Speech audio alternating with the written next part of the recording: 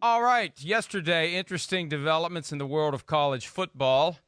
Mike Gundy, the head coach at Oklahoma State, he's a man. He's 40. He's actually 50 now, wearing a One America News T-shirt. Now, if you don't know about One America News, John Oliver had a great feature about that organization on Last Week Tonight a few weeks ago. And yes, it's a comedy show, but it also contains plenty of useful factual information. A very, very far-right fringe network that traffics in conspiracy theories, and some of the views espoused could be regarded as hostile to the interests of black Americans. So Chuba Hubbard, 2,000-yard running back for Oklahoma State last year, and a guy who did not leave college early, came back for another year. He took issue with Mike Gundy wearing the One American Network T-shirt. And Chris, I was impressed by the initial tweet from Chuba Hubbard. I will not stand for this. This is completely insensitive to everything going on in society, and it's unacceptable. I will not be doing anything with Oklahoma State until things change. Now, I was stunned by that. You never see a college football player stand up like that publicly. Move.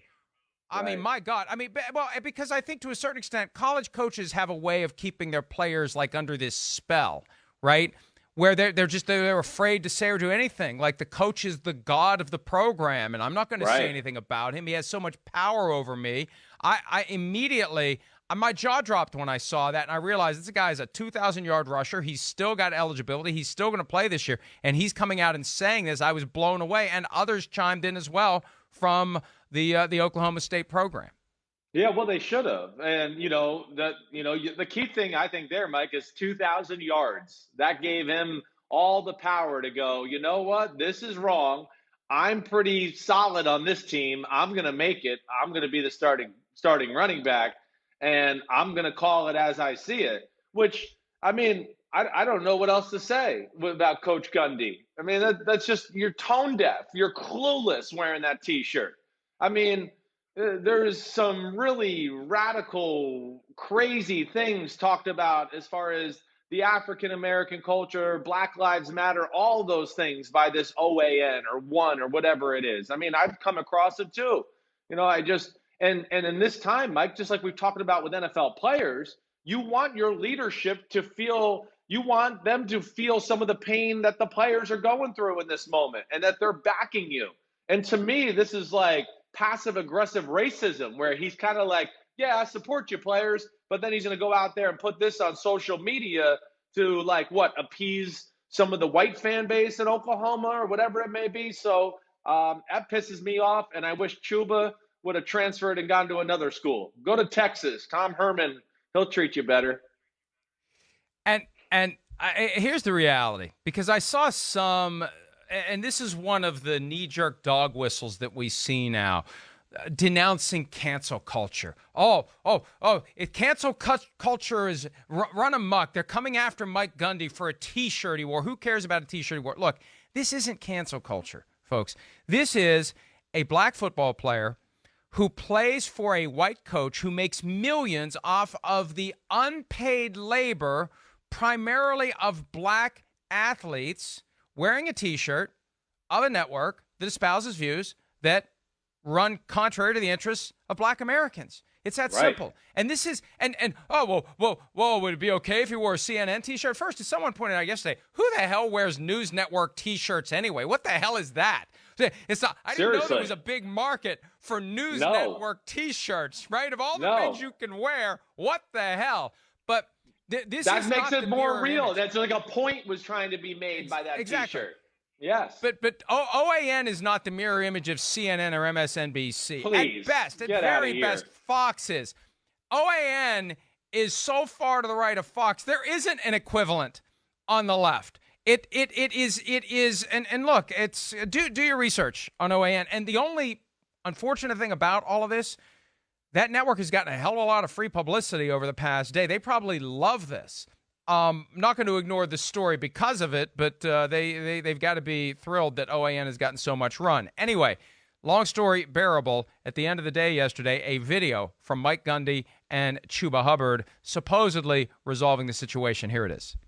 In light of today's tweet with the T-shirt I was wearing, I met with some players and realized it's a very sensitive issue with what's going on in today's society. And so we had a great meeting and made aware of some things that players feel like that can make our organization, our culture even better than it is here at Oklahoma State. And I'm looking forward to making some changes, and it starts at the top with me, and we got good days ahead. I'll start off by first saying that I went about it the wrong way by tweeting. I'm not someone that, has to, tweet something to bring change. I should have went to him as a man, and I'm more about action. So that was bad on my part. But from now on, we're going to focus on bringing change, and that's the most important thing.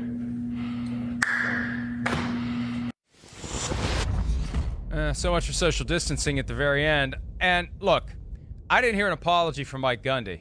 He's the one who should have been apologizing for wearing that shirt. Chuba Hubbard's the one who apologized. And did you notice the body language of Chuba Hubbard while Mike Gundy was speaking, with the arms crossed and kind of the look on his face like he'd been called to the principal's office?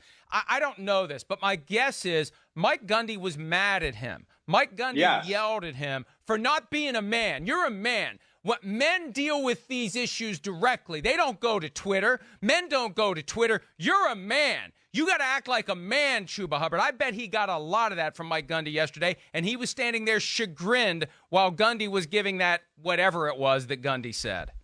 Well, yeah, I mean it's bull crap. That's all I can really say about it. Mike Gundy, gave him the old, like you're talking about. He's the college coach. They kind of run everything. They're kind of like God on these campuses. And I think Chuba Hubbard is, again, this is a young man who, yes, saw wrong, and he tried to make a stand. But now he's trying to please the coach and go on from there. But I think that's the first thing I noticed, Mike, was the body language and even the hug at the end. I feel like Chuba went in there and kind of gave him the hand and shoulder, but it wasn't like a lot of love there.